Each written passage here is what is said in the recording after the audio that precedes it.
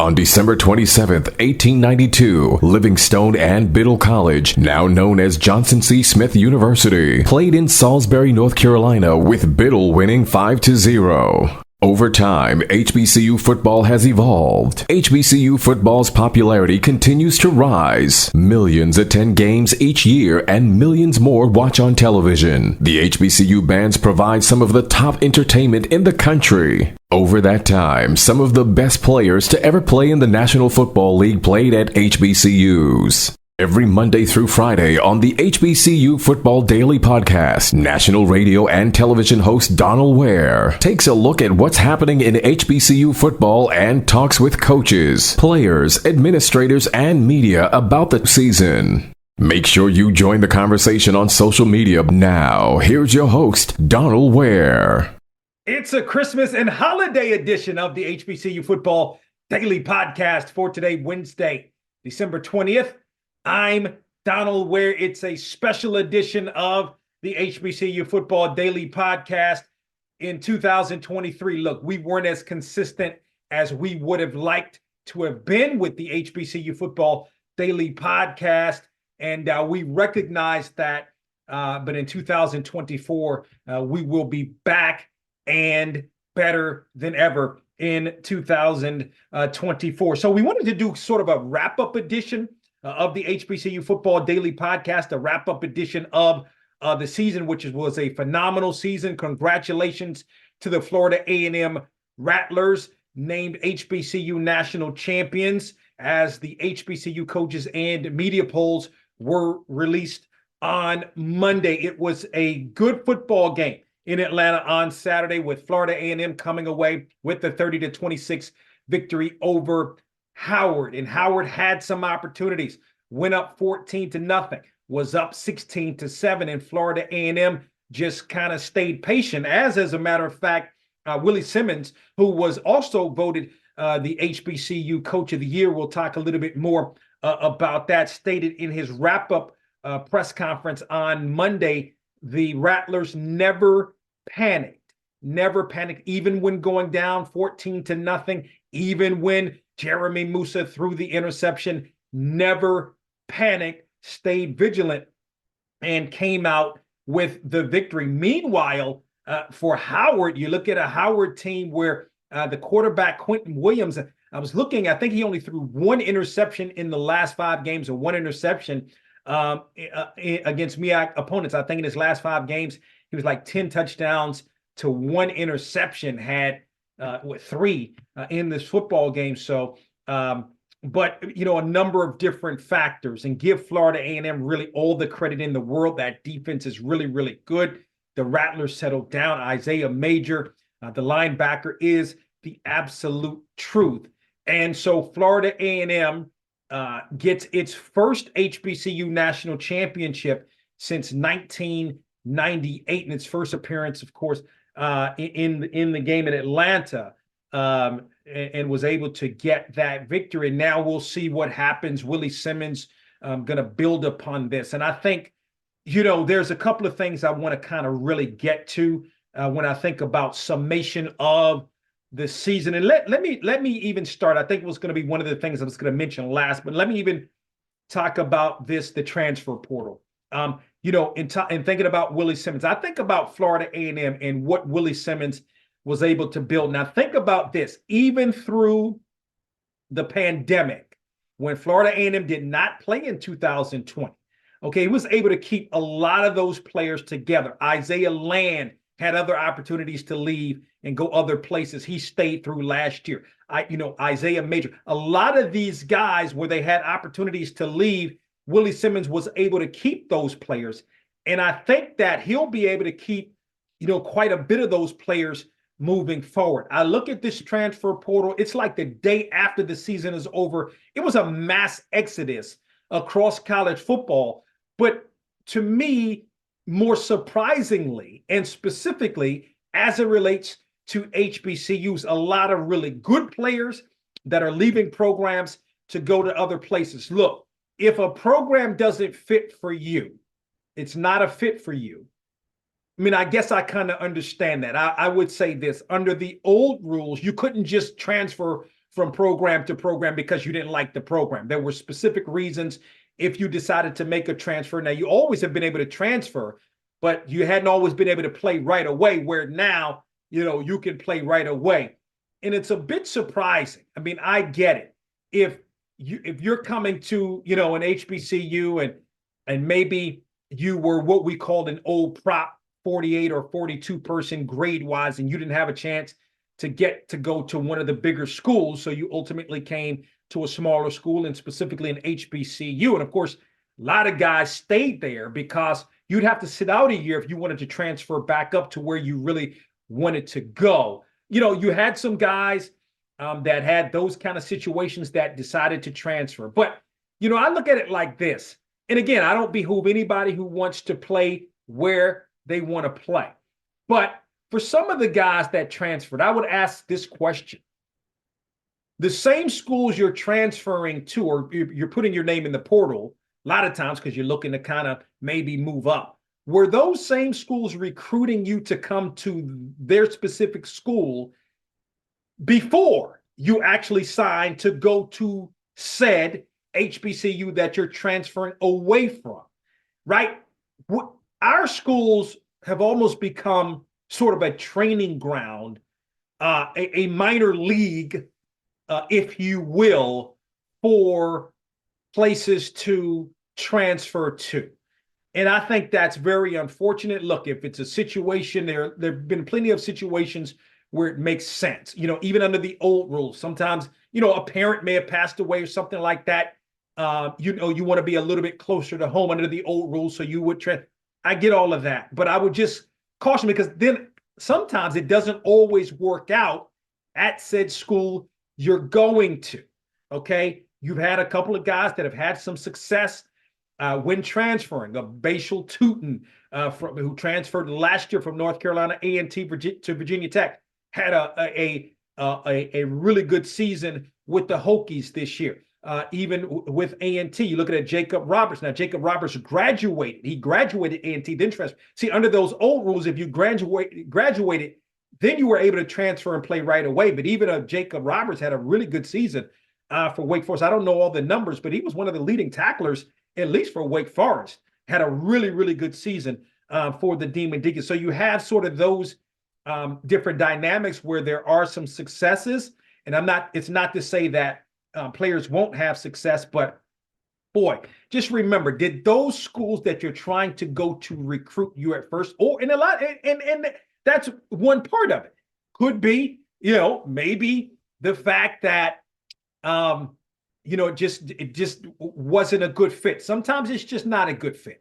I'm not a proponent I'm not a proponent at all of the transfer portal or NIL, but I do recognize there are some reasons that players do in fact transfer. So sort of staying on the transfer portal, I look at North Carolina Central head football coach Trey Oliver, and this year the Eagles weren't able to get back. But now remember, and I'm going to say this, Trey Oliver is part of the Rod Broadway coaching tree.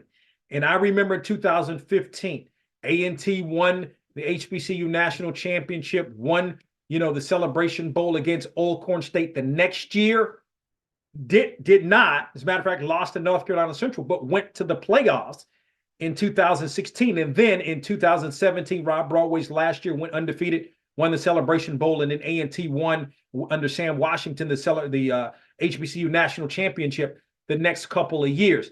Perhaps this could be something similar for Trey Oliver, winning it your first year, didn't get back the next year, and then maybe subsequently winning it in years to come. Maybe. But I tie it back to the transfer portal because the Eagles lost several players this year, lost several players last year as well. And I know that Trey Oliver's not, he says, hey, we don't really dip into the transfer portal. If guys want to leave and go into the transfer portal, that's on him.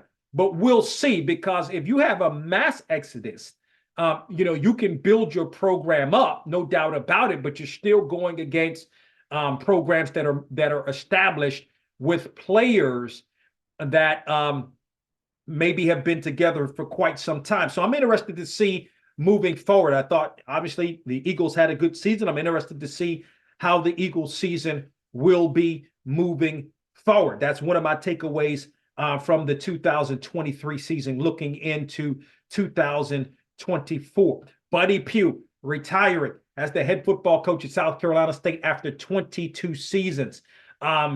What a run at South Carolina State. I think 8 MEAC championships, 3 or 4 HBCU national championships, multitude of players that are playing in the National Football League currently, that have played in the National Football League, ran a clean program at South Carolina State. And so what an unbelievable run as the head coach at South Carolina State. You don't see guys that will stay with one program for 22 seasons. It's very rare, okay? You've had some of the greats that have done it. Of course, you look at Eddie Robinson, but you look at some others, but there are some others that were great coaches that didn't have the run in terms of one program. Even if I look at a John Merritt, right, at Tennessee State, at one time he was at Hampton, and the list kind of goes on and on. And of course, it doesn't take away from their greatness, but I'm just saying, to stay with one program, okay, for that amount of time is tremendous. Kudos.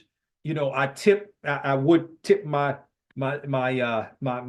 hat to Buddy Pugh, but I give a salute to Buddy Pugh in terms of what he was able to establish at South Carolina State. Now, of course, Chennis Berry had the success at Benedict the last 3 years, or 3 or 4 years, and now takes over as the head football coach, last 3 years, as the head football coach at South Carolina State. He's missing a Jawarn Howard, who went into the transfer portal, and others. But I know, I'm pretty sure,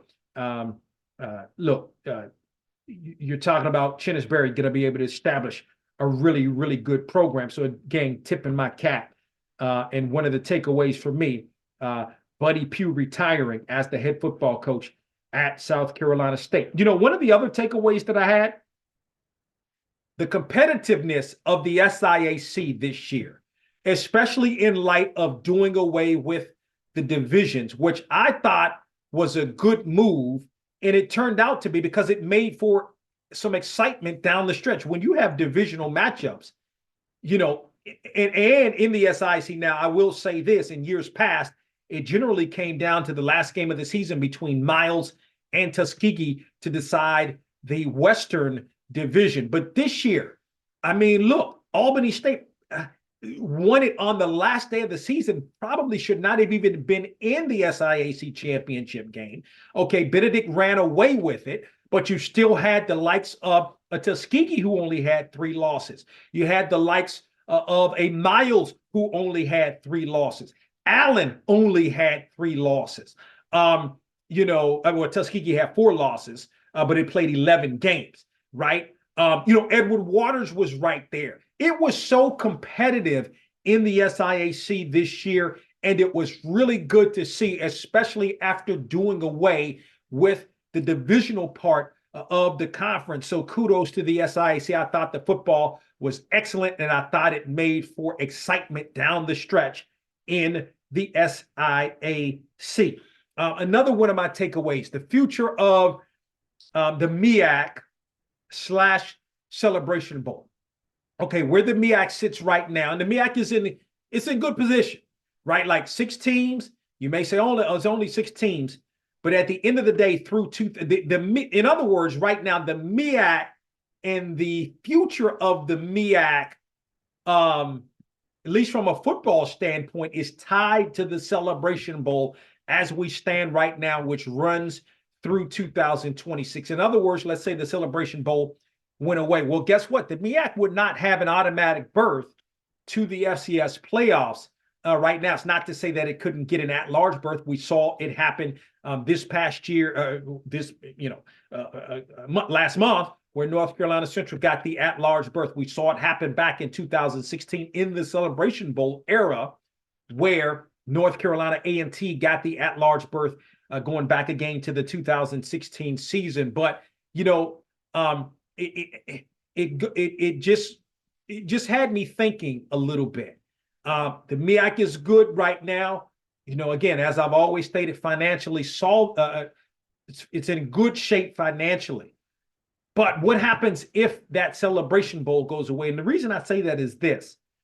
The Celebration Bowl, and I remember 2015 and calling ABC to kind of get some numbers in terms of the viewership for the Celebration Bowl. And if I remember correctly, it was like the third most watched sporting event of that day back in 2015, right? The numbers were low for I don't even think the Celebration Bowl got a one share this year, about 1.5 million viewers or so, which is decent, but it was low comparatively speaking to Celebration Bowls in years past. Now, even before Deion Sanders came to Jackson State, you look at the Celebration Bowl, the numbers were decent, and as I mentioned, going back to 2015, some pretty good numbers to start off.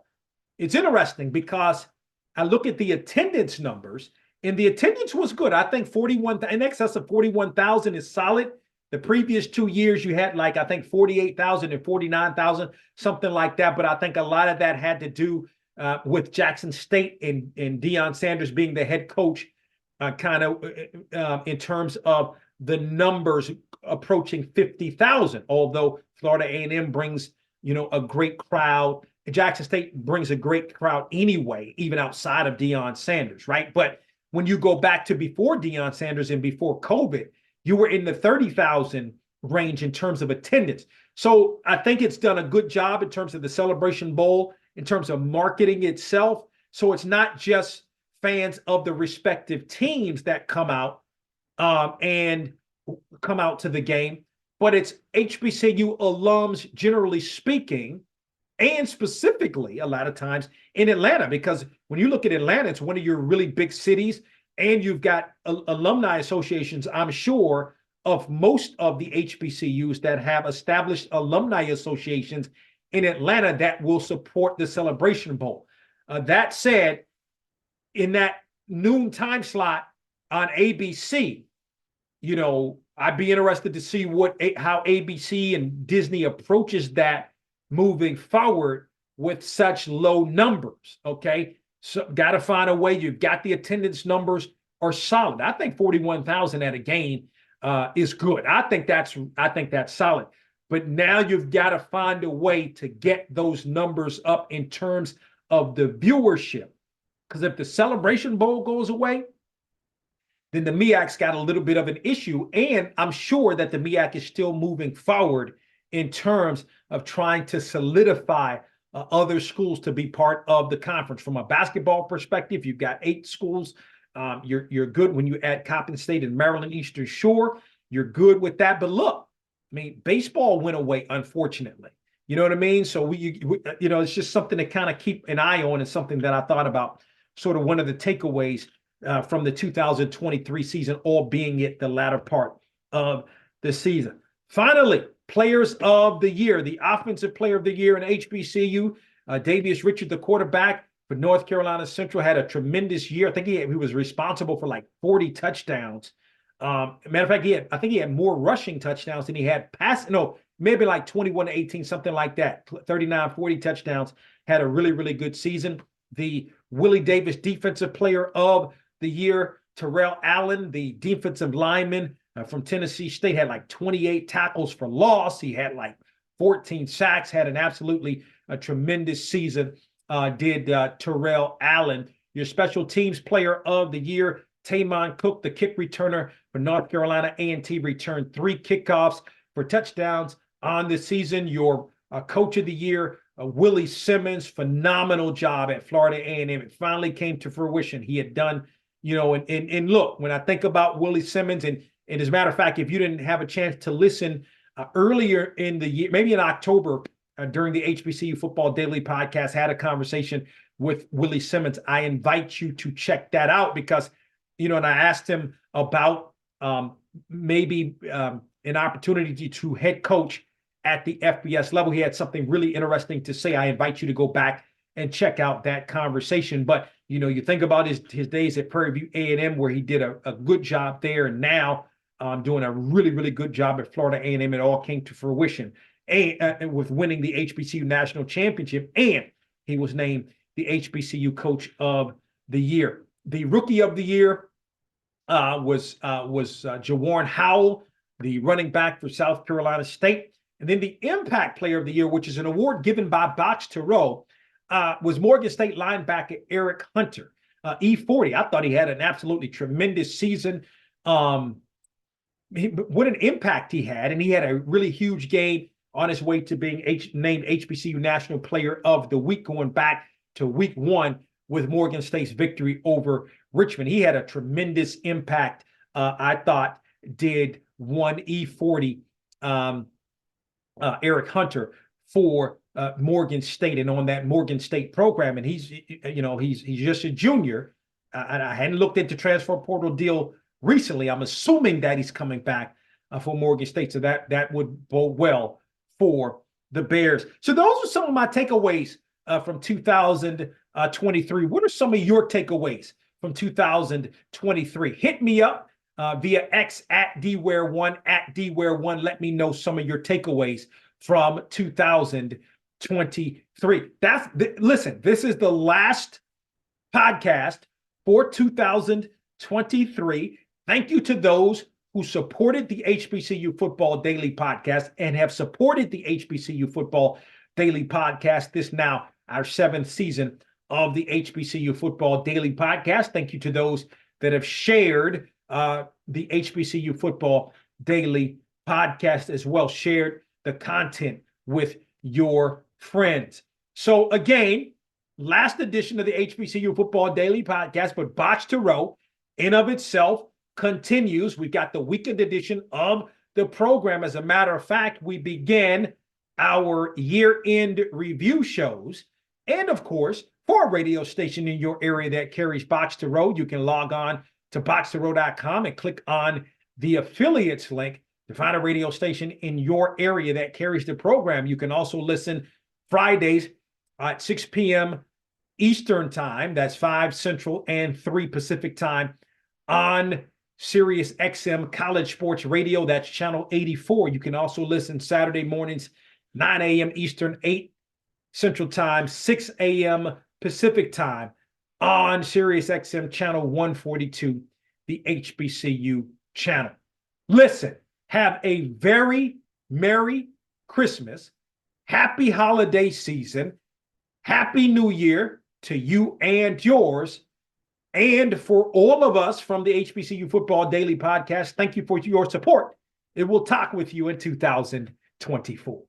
We hope you enjoyed this episode of the HBCU Football Daily Podcast. You can also listen to the podcast at boxtorow.com, iHeartMedia, or wherever you get your podcasts. Don't forget to get your HBCU football fix on Box to Row with Donal Ware each weekend on the radio station near you, and on Sirius XM on HBCU Channel 142, and on ESPNU Radio on Sirius XM Channel 84. Follow us on Twitter and Instagram at Box to Row for the latest in HBCU football, and don't forget to tell a friend.